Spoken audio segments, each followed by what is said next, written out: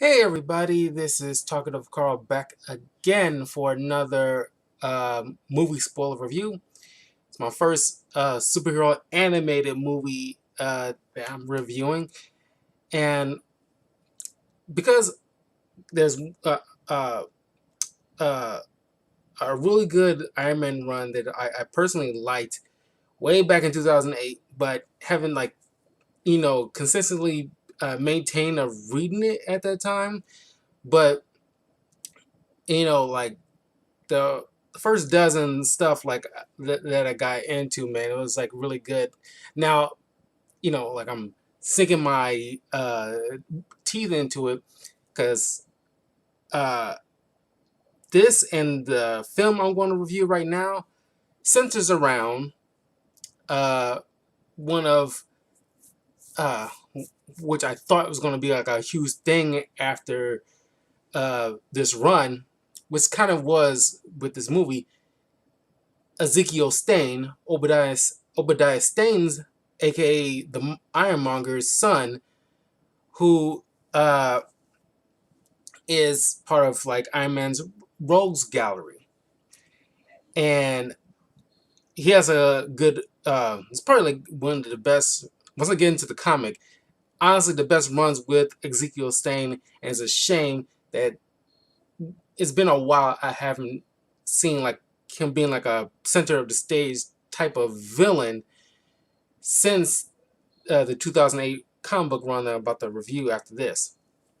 But Rise of Technovore, anime movie uh, uh, created by Marvel with association with Madhouse, the same people who helped create the Marvel's anime line, like Iron Man, Blade, Wolverine, and X Men. And I love like the like art graphics in this is like really good. It's really good. And before I get into it, I want to apologize because a time of me streaming this is is a little bit after 11 p.m. and I just had to like I just had a few uh, nuggets of stuff to read from the run before I get into it. I want to get that wrapped up uh, before I get into the film. So now I got them both up. I can wrap up, the final week of Iron Man, because it's been on longer than Captain America stuff.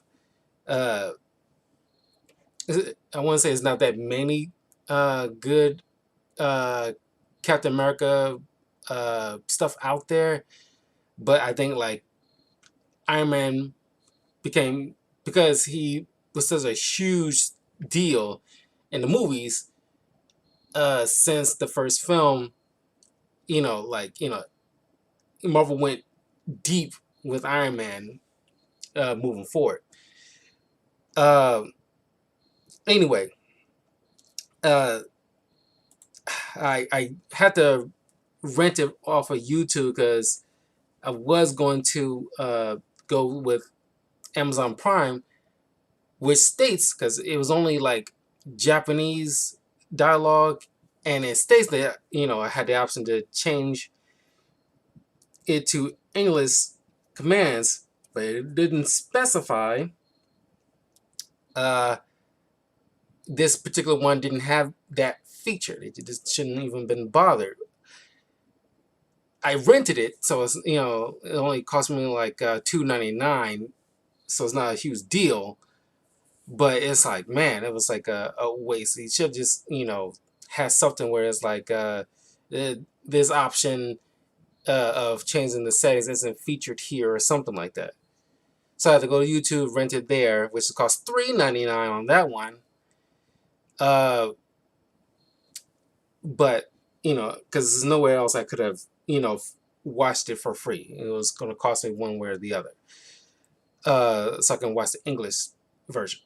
Anyway, uh, the English dubbing, Iron Man is voiced by Matthew Mercer, prominent voice actor. War Machine, voiced by James C. Mathis the third. Punisher, voiced by Norman Reedus. Yes, that Norman Reedus. Walking Dead Norman Reedus. Scud, like Stud from Blade 2. That Norman Reedus. Ezekiel Stain, voiced by Eric Bauza. Topher Grace, voiced Technovore. If you remember from my reviews from Iron Man Armored Adventures, Technovore is also an Iron Man rogue, but like a uh, AI bad guy, but it's not the same as like uh, uh, Ultron. It's like just like a semi sentient computer virus. So he's technically a villain in this too, or it is a villain in this too. Claire Grant voices Black Widow. John Eric Bentley voices Nick Fury. Uh, Kate Higgins voices Pepper Potts. Troy Baker has two voice roles, of course, Hawkeye and Jarvis. Uh, J.B. Blanc as Obadiah Stane. Uh, Tyra Platt as Sasha Hammer, and who's also like in these more like prominence because uh, Sasha uh, in Iron Man Armored Adventures was Justin Hammer's uh, assistant, personal assistant, but in the show was not because Sasha Hammer is the granddaughter, I believe, of Justin Hammer. Let me double check here.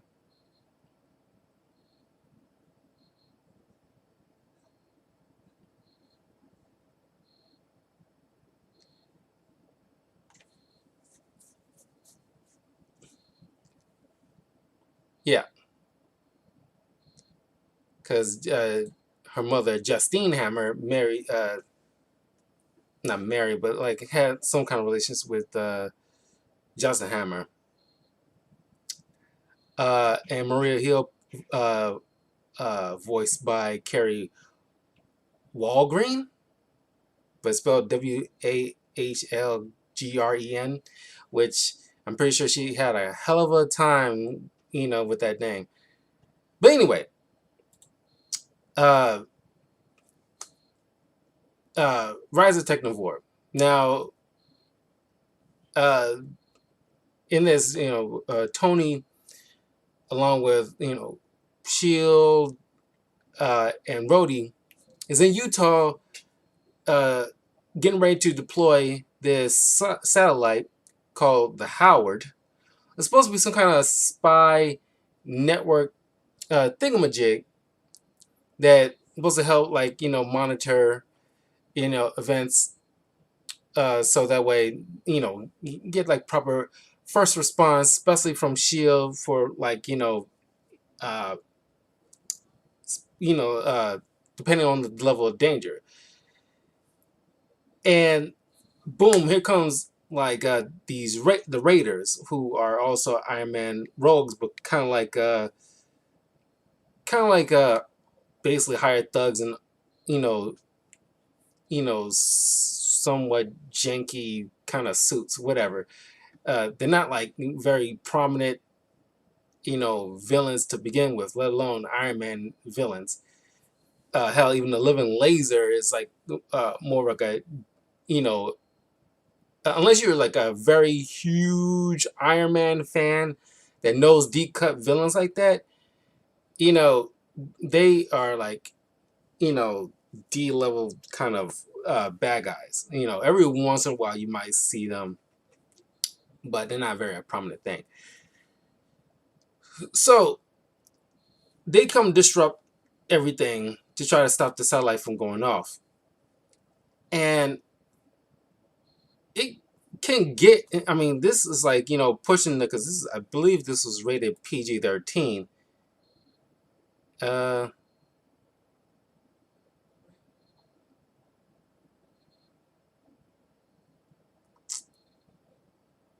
saying what's this like rating? It's not. They usually be like uh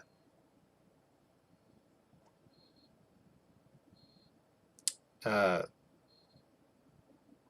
uh forthcoming with that. Let's go. It's definitely not R, but it was pushing the PG-13 line uh pretty hard in this because here comes Stain uh and like it's quite his armor is quite different from what uh is seen typically in the comics. Uh,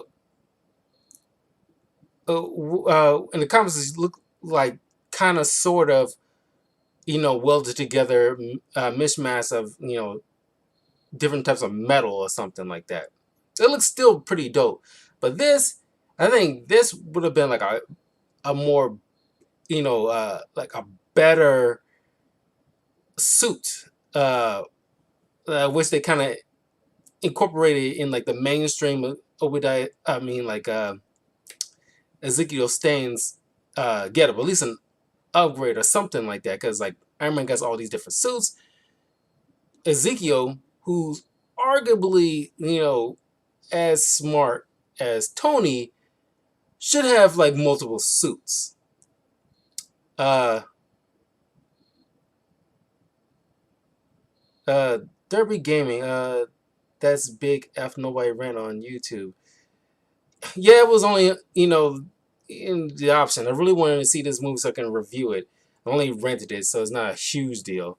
But I haven't. Matter of fact, I haven't even. Because the first time I watched this is when it came out, and I believe it came out on Toonami, or at least getting close to like that little sort of kind of like cartoon block hour before it gets deeper into the night when Toonami really hits this stuff with the animes. It was around that little chunk of time, around like 7 or 8, when they give those movie blocks sometimes on Cartoon Network. And like when this came out, like because I was hyped. I remember when they like announced new movies or new anime that's gonna come up on that Saturday block. Like I was like I was like be deep. Like I'm pretty sure a lot of y'all remember. Y'all grew up in like like around the 2000s area, early 2000s area to mid 2000s. That little block was lit. I mean, like Toonami was the go-to place to find like some stellar anime for the West. That's where like I first discovered like Naruto and became like my third favorite anime of all time. Uh, right behind like Pokemon and Yu-Gi-Oh. And then JoJo's Bizarre Adventure was like my fourth. And no, Bleach was my fourth favorite. Then JoJo's Bizarre Adventure is like your number 5. Uh, but anyway, uh, Ezekiel Stain's suit is like just like a pitch perfect pale of white, like because he has this little HQ where it's that's where the art really shines in my opinion. I think I like this. Is even though it's just like stark white with very little colors. It might be kind of like a like there's like a square symmetrical bushes. You can tell what a lot about a character, or at least a person in general, by the look of their room or like their get up or how they carry themselves or something like that. But you look in this room, it's all like sterile kind of living with just green leaves on the bushes that but it's trimmed to like a perfect square shape. And then you see Shasha uh just very monotone and you know give like a few moments of smiles here and there, and she reads from this book that is probably the only reading material they have there, and they quote it to each other verbatim. And like Ezekiel got this like just blonde bleach blonde hair, and he's like just dressed, just nothing but white clothing. And there's a moment where he's like sitting in his chair and he's turning around, and because he got techno organic armor, so it just comes up like that, kind of like Stark's bleeding edge armor, where it's like, which is in the comic that I'm going to read after this, uh, where it's like comes through from his skin, and the way like Stark, describes it, like liquid metal, and it kind of reminds me of like the T-1000. So that's how I can like ascertain what this metal will probably look like in real life, and it's like, yeah, that would be it, T-1000, but he could control it to an extent. And the design looks great, and that's what I said. Like, I wish they kind of implement that in the comics and make that like a next level of a suit. Because for the longest time, don't know if they've changed it, but it seems like every time I see Ezekiel, whatever rare moment I see him in, because he hasn't been prominent uh, of a villain story, that Stark has to battle for a while, and he looks like he always had that same suit that he was first introduced in. And I just wish he had like some kind of like upgrades, or at least something like this. But design looked great. When he did that spin in his chair, it comes on like it's just like a brief, edit, and it's not glaring, but it's like as soon as it spins fully around, it's like he just has it on, and he just in the same position, and it's like that was like a cool, it was a cool moment in the scene, and the way he talks is like uh very like you know calm, like to the point where it's like there's no emotion.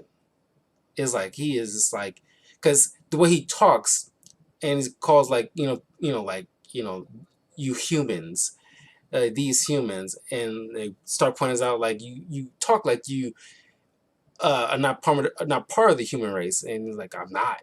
It's like he's figured out, because he's very smart, and he figures out a way to, just like in the comics, upgrade himself. But it's kind of different from the comics, because like as I go over the comic, he kind of like you know hijacks Stark related stuff and make modifications to make himself better. But anyway, uh, uh, this is where it gets kind of like a horror show above anything else you see in this film, where he just kind of like T-1000. It's like he using these like mix T-1000 mixed with like Magneto, where he takes a piece of his suit and he makes these little white little orb things, and he starts killing people with those things, either just just throwing a ball through them, or have them turn to spikes. So either Magneto's done by throwing those balls through them, which look like if kind of poisoning them, his victims in a way. But uh, he's the stabby part kind of is reminiscent of T-1000 when he starts stabbing people with like sharp knives. Uh, but man, like people just getting like massacred. And it's, oh no, there's other moment where like a couple of shield agents gets like stabbed multiple times, where it's like these white orbs turn to spikes that jettison all over the room, and just turns them into pincushions, and they're like mushrooms on a skewer kind of situation. It was like, holy shit. Like I said, they pushed the PG-13 rating uh pretty far.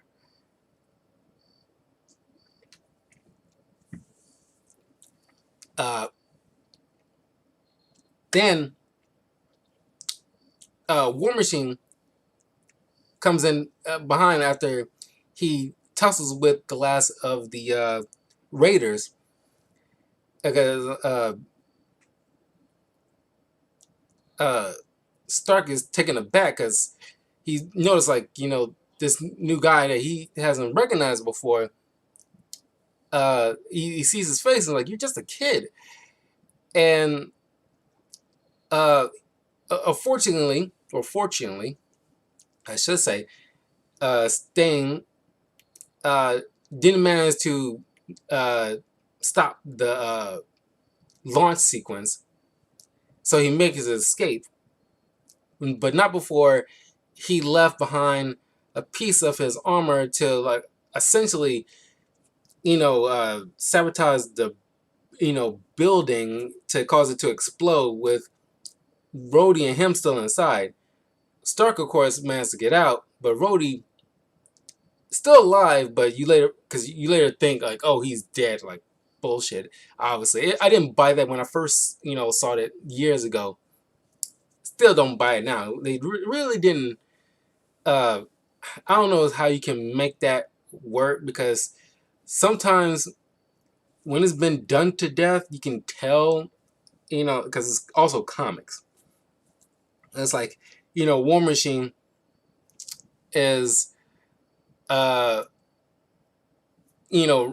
has risen to the point like Nightwing, where it's like he's not just some sidekick. He's risen to the point where he's A-list, to the point where it's like, you're not gonna buy this. You barely buy you know any, like, Robin dying in like unless it's like an Elseworld situation. You don't buy they would just kill off such a beloved character. Anyway, uh he's like still under the rubble, and Black Widow shows up saying, like, Fury needs to speak with you. Shield will sift through this mess and find Rhodey. But all intents and purposes, like, everybody who was there to watch this launch personally, a lot of them died through this, like, attack, which didn't seem obvious. It's like the people inside, like, the it's not NASA, but those building that help launches like that. That's kind of like NASA. The people inside that building obviously died, but everybody who was outside watching this thing, who wasn't that close to the building, because obviously when you launch a rocket into the exhaust and stuff like that, it's all that dangerous. So they had to be, like, significantly far away, and it's like I don't notice them. It's not even collateral damage when War Machine and Iron Man was taking down those raiders. It wasn't, but anyway, they mentioned, like, oh, hundreds of casualties, and it's like, what, didn't really make the hundreds, personally, from what I saw. Anyway, so obviously Tony's pissed that you think he lost his closest friend. Then Fury, uh, for some reason, because I guess he gets word from Washington saying the head's gonna roll from this catastrophe, and, like, you got to answer to them, Stark. And it's like, Fury in a lot of iterations, aside from maybe the MCU, because every once in a while in the comics even, always he's always played like the no nonsense, you know, uh, police chief in these, like, 80s and 90s cop movies. It was like, you're a wild card, Stark. Like, we don't like cowboys here. And it's like, have you ever seen, like, The Last Action Hero, and, like, that stereotypical police chief, and just all he does is, like, just scream and tell, like, the main character he's out of line. It's like there's no cowboy stuff in his the precinct, and just yelling. He doesn't yell in this. He's just Fury, but it's just like he's most of the time he just acts like that kind of police chief that tells, like, a hero that he can't do this or that. And it's like, okay, clearly the Avengers are established here. He's been around the block for quite some time, and it's like, yeah, sure. Most iterations of Tony Stark, he goes off, does his own thing, cowboys up kind of situation, without asking anybody's assistance, even though he still asked the Punisher for his assistance in a certain thing. But I digress. But he spent most of the movie just sitting in his doggone chair, and the guy who voices him clearly is trying to like ape off of Sam Jackson, and instead of trying to do his own thing. And I'm not knocking it because because when this one came out, it came out in 2013, so like a year after the first Avengers movie, so around the same time as Iron Man 3. So like Nick Fury, Sam Jackson was like very prominent in everybody's mind. It was leading into Phase 2 of the MCU, so it's like, okay, of course, maybe he it wasn't probably him specifically, but I'm pretty sure because when I do voiceover auditions, sometimes in like the just a little inside thing in case you don't know, when they give you certain characters that you can choose from, sometimes they put an input about like what's this character like and what kind of idea that they're searching for as far as like the voice. And sometimes you get examples like what kind of voice that they're looking for. And maybe in this situation they was looking for an Sam Jackson type voice, and he delivered that kind of a stereotypical Sam Jackson, but he delivered it. And it's kind of like, I don't know, it's kind of like everybody who does like Troy Baker. He did the voice of Joker in uh, Batman Arkham Origins. Awesome game. Did like a walkthrough of that up on the channel. All the Batman Arkham games are up on my YouTube channel, which I forgot. Subscribe to my YouTube channel, youtube.com/talkativecarl. Hit the like and notification bell. That'll be great. Thank you. But yeah, it's like Troy Baker made it his own. He didn't try to do a Mark Hamill impression.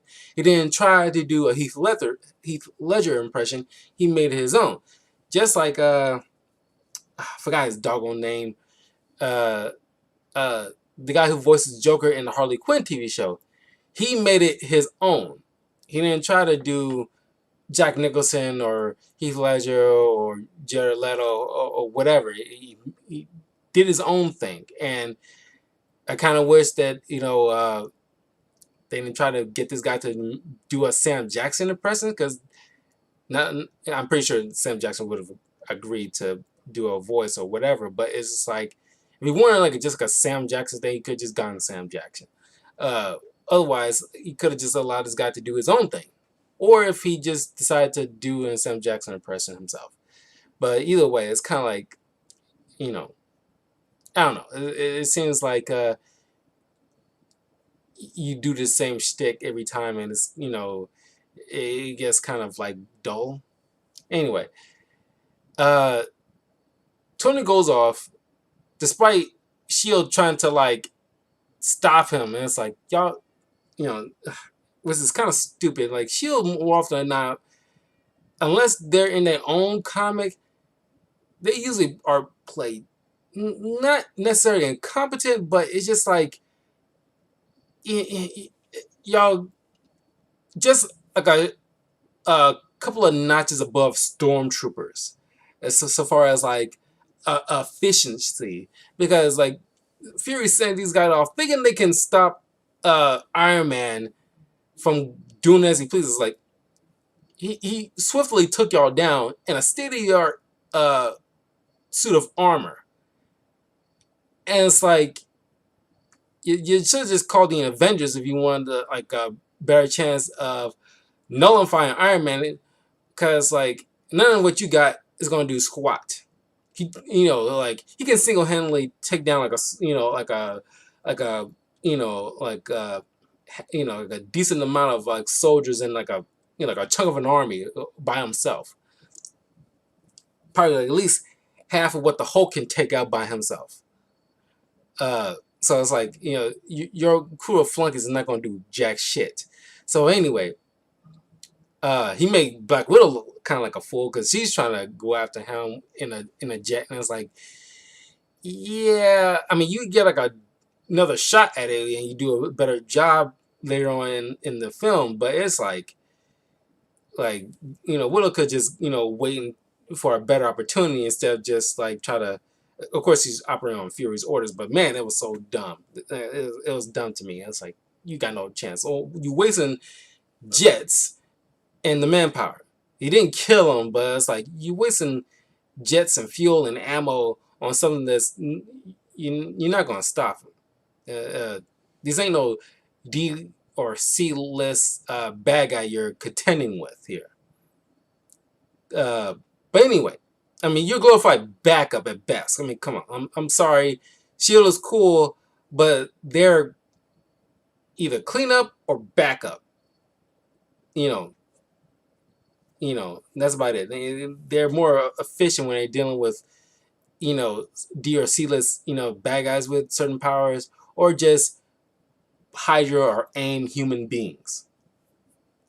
Even though they got cool weapons, but it's like you get like a decent villain, they can really shut you down. Anyway, uh, so he heads back to this villa where Pepper is, and this private villa. Lets her know what happened to Rhodey. And Pepper in this, man, it's like the pendulum kind of swung the other way with her, because in Iron Man Armored Adventures, I did not like Pepper in that because she seems like very spunky. I want an armor too. Yeah, like, gotta take that, bad guys. Oh yeah, I want to be a shield agent. Get my own jetpack. And it's so fucking annoying. In this, the pendulum swung too far in the other direction, where she's like got no effing emotion at most of the time, and it's like, oh Tony, like you owe me another vacation, right? It's like, God, yeah, somebody like poke her or something. Like, get some, like, like, you just waking up. Like, come on. Like, I mean, maybe it's the direction, but it's just like, wow, it's like, you know, I think like Gwyneth Paltrow is probably like the best. I mean, other than maybe like the comics, which you can use your own imagination how to like interpret like uh the proper range of emotions with Pepper Potts.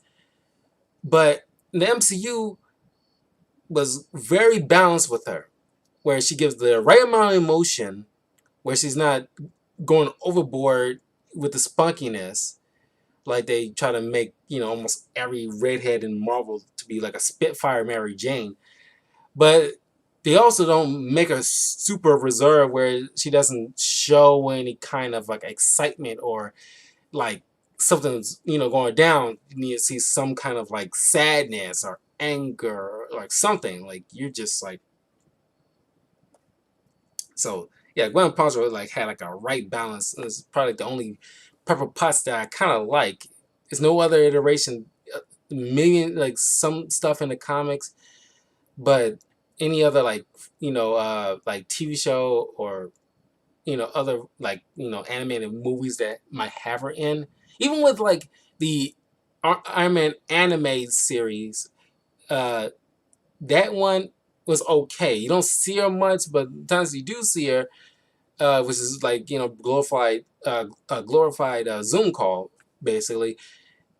She seems like has like a decent range of emotion. But yeah, Gwyneth Paltrow is probably the only good Pepper Potts, honestly, in terms of like forms of media. And they track down that uh, uh, the crew of flunkies that was working with uh,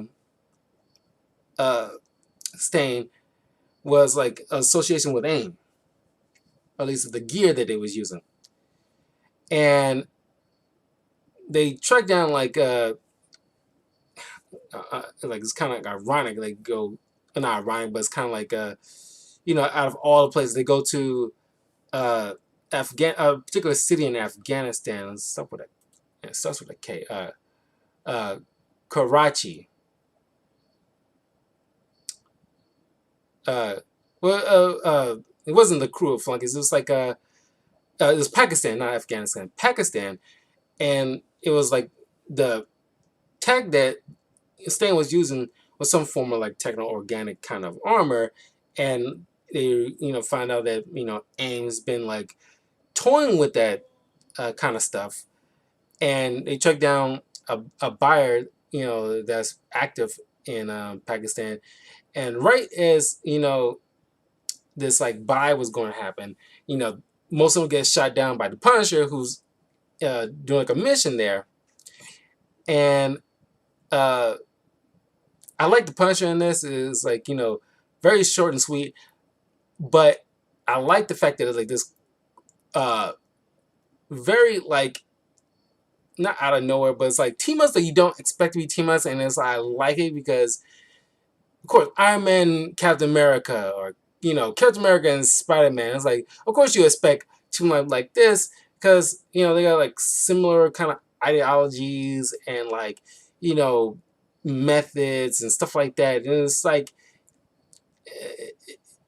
of course that makes sense. Like Daredevil and Spider-Man, of course that makes sense for a team up like that.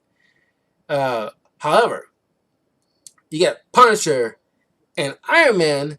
That's something like okay, like this is apples and oranges, and this is true example of apples and oranges.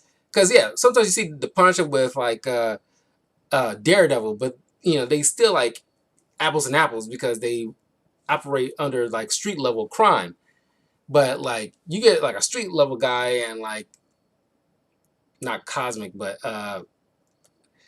higher tier than I don't even know what you call it. You got street level and you got cosmic level, like wherever that mid tier. That's where like Avengers usually operate when it's like worldwide kind of stuff. Uh, Typically, and uh, you won't necessarily think of like doing like a team up with Punisher and Iron Man. And it's like that's fucking cool. Wish I can see that in like the comics. It's like these two like star-crossed kind of like worlds. It's like having like Star-Lord teaming up with Daredevil, and it's like this is two vastly different points of view and different circles that they travel in. But can you imagine like a Star-Lord Daredevil, like Star-Lord is just like vacationing a bit on Earth because usually in space, and it's like he's on Earth and he's teaming up with Daredevil to stop these like uh, these bad guys on street level kind of stuff, and you got like an element gun, and like can you imagine like Star Lord vacation on Earth, or at least finding out I guess some thieves stole some space tech and they try to hide on Earth, and they try to like make like some kind of buy on like in Hell's Kitchen or something like that. So he's there. He doesn't have the Guardians with him. They can be broken up or doing their own thing, whatever. But just like he bumps into Daredevil as Daredevil is trying to stop these group of criminals, and they're trying to sell the space tech to the Kingpin or something like that. It's like oh my god, like who wouldn't want to read something like that and like Star Lord and Daredevil. But anyway, uh, Daredevil's about to shoot this AIM weapons dealer, and Iron Man come bursting in and stop the bullet in time, like he's straight up like Superman or something. And it's like, dude, what the hell are you doing here? Like, like I got no time to mess with a guy who's just like a hot rod. And it's like, and I'm glad like these guys been around for a block. It's get kind of old where it's like, oh, bum into like you're the Punisher. I don't like your methods. It's like no, like the Punisher. His deal is. It's like you're not gonna stop him. Better people than you have tried. Even fucking Captain America, and it's not gonna work. It's like, but the best you can do if you're in the moment, it's like you can keep him from killing somebody. but it's like he's not around you all the time, so he's gonna do what he's gonna do.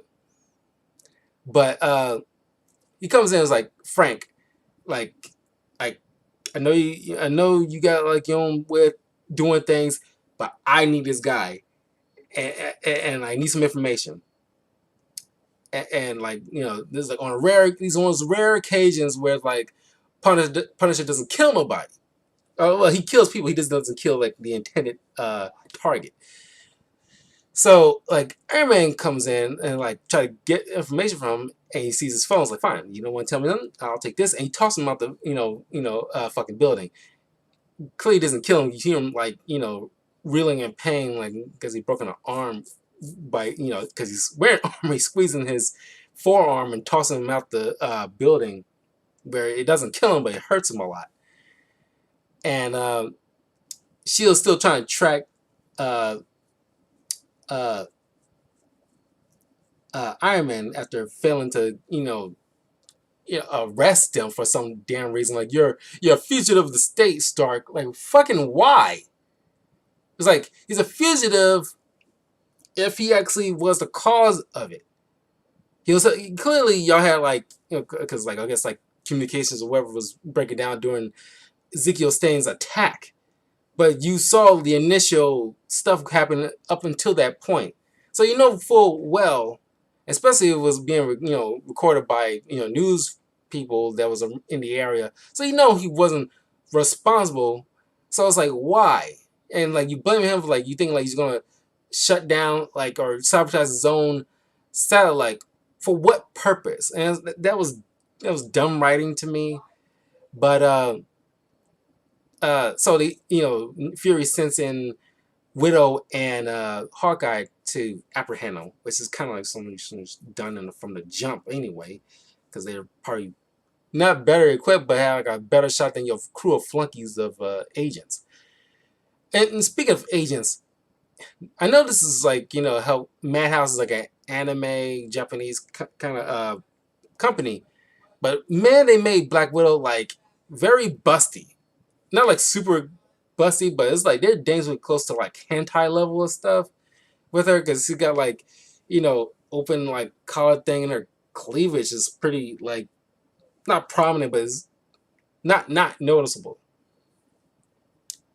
I was all like, wow, they I don't know if I took too much stock in it when I first saw it, as a teenager, but it's kind of like not like a motor. It's kind of like glaring. It's like very glaring.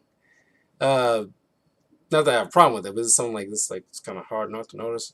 But anyway, so he goes to Tony goes to Frank's little hideout, uses his computer, which you don't see microchip in his, because he's usually the Punisher is like a go-to tech guy, but he hasn't. If you watch my comic book review of Punisher Max, that's when like microchip like officially died. So it's like he has been around a mighty long time. So like Stark uses Frank's computer to do like a search because he recognized one of the contacts off the guy's phone was named Ezekiel Stain, and that's where it kind of clicks in his brain like I recognize that name, and it's like you got to go through Shield database to like confirm that maybe like Stain is not rare of a name, but it's like how many guys named Stain, and you just admitted like a few scenes later, it's like, this is Stain's son. It was like a plane crash when he seemingly died, and I went to the funeral, and it's like you've seen the kid before clearly at some point because he mentioned about like Obadiah is showing off pictures of him, so it's like okay, what the kid would look like. So it's kind of odd that wasn't like your first. So as you see his face for the first time, he's like Stain. That should have been like, I recognize you. Ain't you Stain's kid? But anyway, uh, uh, they caught wind that like he figures out what he needs to figure out, and that's when like Widow and Hawkeye, start ambushing Stark as he's trying to leave Frank's hideout, temporary hideout, while he's on his missions, in Pakistan. He gets nailed by uh, Barton's trick arrows and uh, Widow stings, and so his power in his suit is temporarily knocked out, and he falls down, having to be on top of Frank's car, and as Frank stole the car, he just happened to be at the right place, whatever. He takes off while Stark's trying to get his suit booted back up. It's taking a minute, and you see this little moment where it's like you get like the non-powered people some time to shine, and so they're doing this little chase, on the road, while you're seeing some cool trick shots from Hawkeye as they trying to stop Frank, and you forget that Frank's pretty quick on his feet when he has to be, and he left like a flash bang nearby as their car is crashing. Uh, and like starts letting like Frank know, like, don't kill him, no killing, Frank. Like, I'm not going to kill him. They don't need their kneecaps to breathe. And it's like, like, damn, like Frank is like, these kind of guys you worked with before, like in association, every once in a while. It's like you was really gonna put some, bullets in your kind of allies' kneecaps. Like, come on, dude. Because of course, like, Widow can like go toe to toe with Frank very easily. More often than not, can take him down very easily because she's super skilled in all forms of like many forms of martial arts. Frank knows some moves, but not to the same degree. It's like like anybody who's a fair bit about martial arts can't Frank can't like really deal with them hand to hand like he does with like gangsters that he normally tosses with. Uh, anyway, uh, Clint and Widow get temporarily blinded, and Frank manages to get the drop on them and hold him at gunpoint, like drop him. And then Widow, gets up her hand on him, and it's like, and Frank's like, that's fine, like all I need to do is buy him time. And then they realize, Stark's suit is, booted back up, and he takes off, and they looking all dumbfounded. Well, at least we got Punisher. And it's like he's off, stole Widow's bike, and it's like, how the hell that you let this guy sneak up? Black Widow, of all people, should have been more aware of her surroundings and noticed that he just, dipped off with a bike that, maybe he can sneak off. Sure, let's give him that. But a bike, maybe you didn't turn on the engine, because clearly you didn't hear it, but you should hear something rolling behind you. But like he's off, so they don't got nobody, and it's like this little final moment because like this last you see of Frank Castle in this film, but it's like a nice little quick team up, but a nice little line from the Punisher. It's like, next time I see Stark, I'm gonna put a bullet in him. It's like he Frank usually don't like this superhero shit because it's like it's like it's the same way like where like Stark doesn't like to deal with magic, when he's teaming up with Doctor Strange. It's like not like he doesn't understand, he just don't want to deal with it because it's like not inside his wheelhouse kind of situation. Uh, so I like that. It's like the whole Frank Castle part is part, him with Widows, Hawkeye, and Iron Man, like all of them. Usually, I hate like when you see like heroes like fighting each other, but this is super entertaining. I love this part. Punches in and out, use them at the right amount, and I loved it. Uh, and I'm glad he's not in for the rest of this because I doubt he would have help much for the rest of this film, given the type of villains that Stark is dealing with. So he finally tracks down the hideout of Ezekiel, and he finds Ezekiel, and he has like you know Stark paralyzed, thanks to his little techno organic stuff, and you see this little cool shot where it's like he uses, because the whole room is pretty much made of that same stuff, and the ceiling kind of formed and kind of pulled away from the ceiling to form like a movable, almost statuesque kind of face of Stain, where he's Ezekiel's talking through it, and it's like this is kind of like they're obviously hitting home. This is like in the same vein as the movies, where they got the guy looking like Jeff Bridges from the movie, and the way he died is from the movie. So it's like, okay, uh, yeah, not too bad, and very creepy too. It was cool and creepy, and clearly you're starting to see like there was some issues with like the tech, because Zeke ended up passing out, Stark is freed, and Widow and Hawkeye finally catches up with them, and they bring Stain in, but he ends up escaping anyway, and they find Rhodey's still alive but just recuperating from the earlier event. But then Stain brings up that like the tech he was using, he called it Technovore, and somehow Technovore becomes like sentient and decides to like uh wipe out all humanity. Same old trope with all machine villain motivations.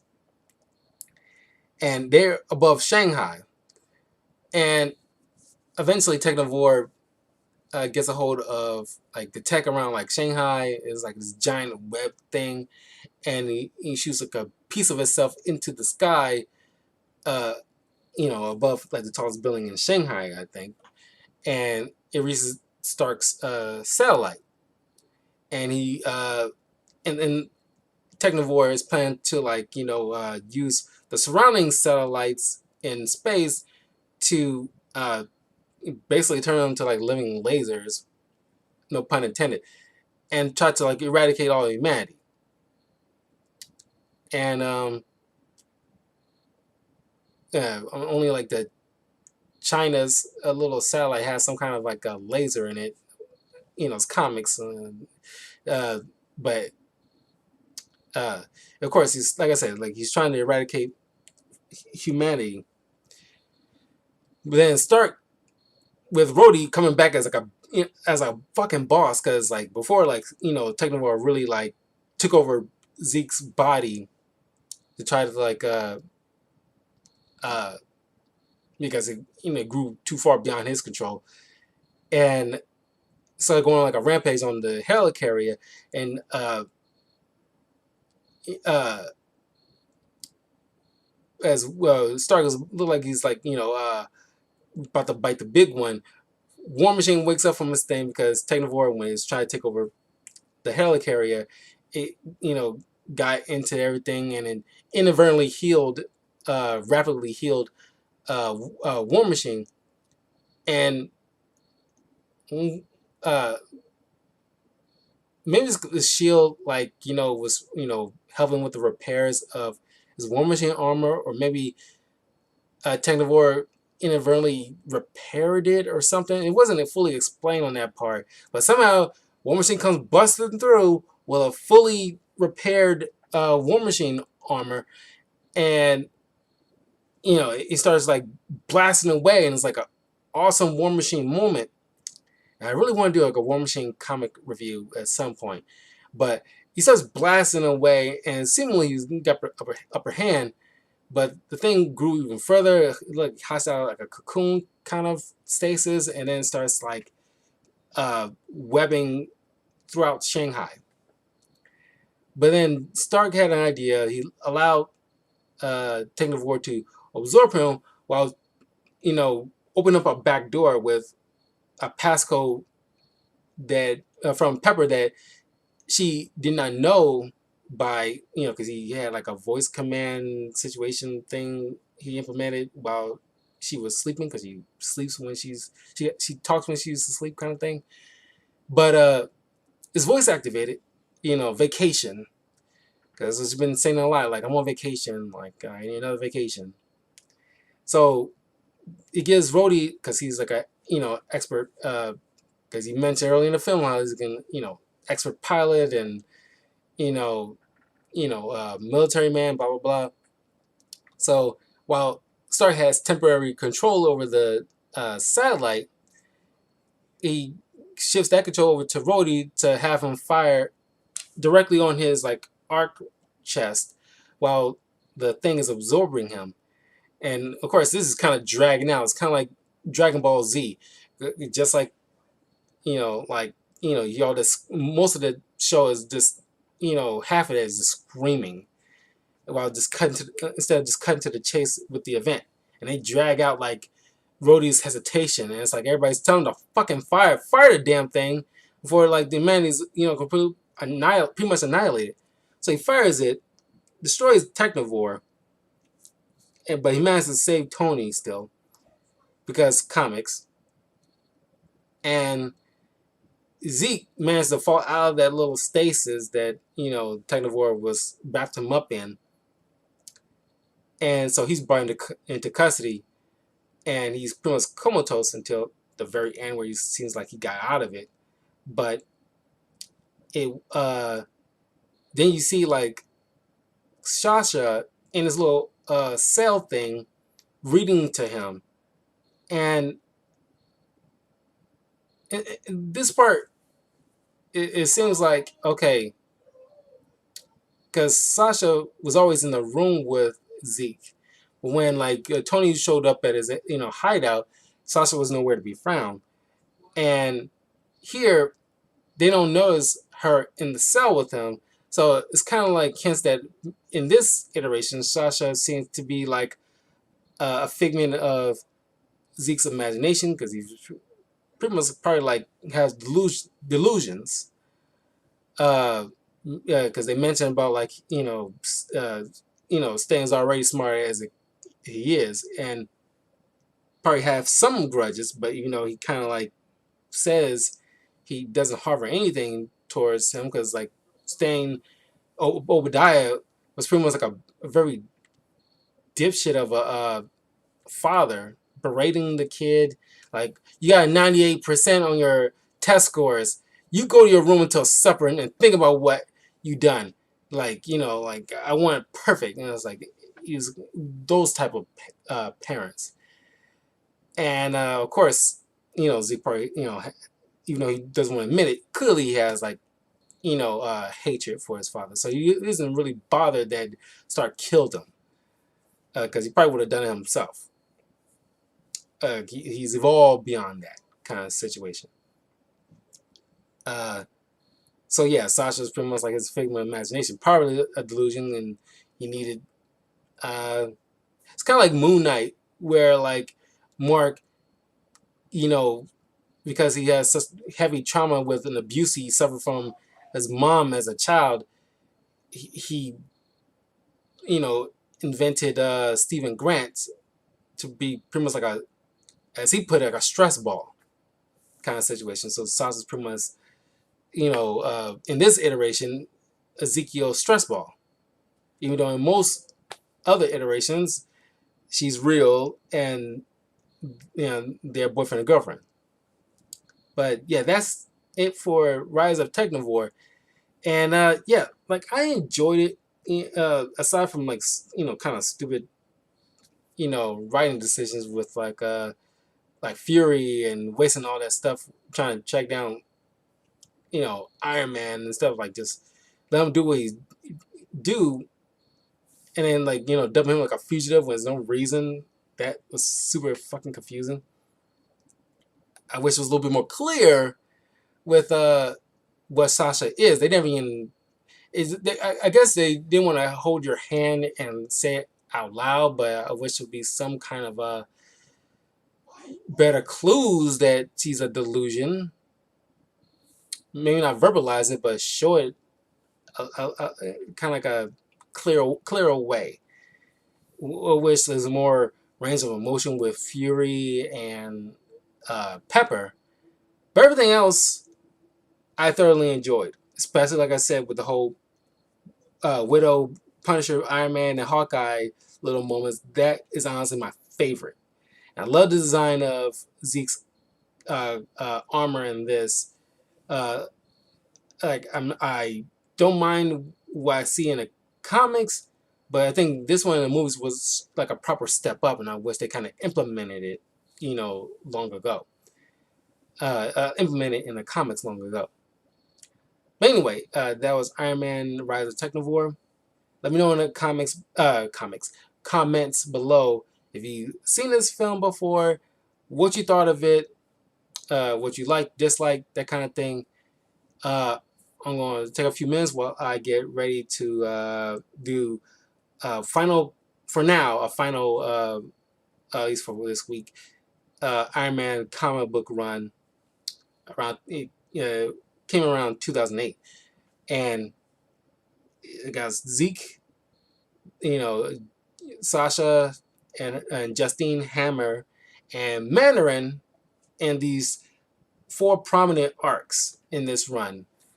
And honestly, it's like very good. Like, it's I'm not gonna bury Lee here, but I was gonna let you guys know. But I'm gonna get in full depth with it in a few minutes. So I will see you guys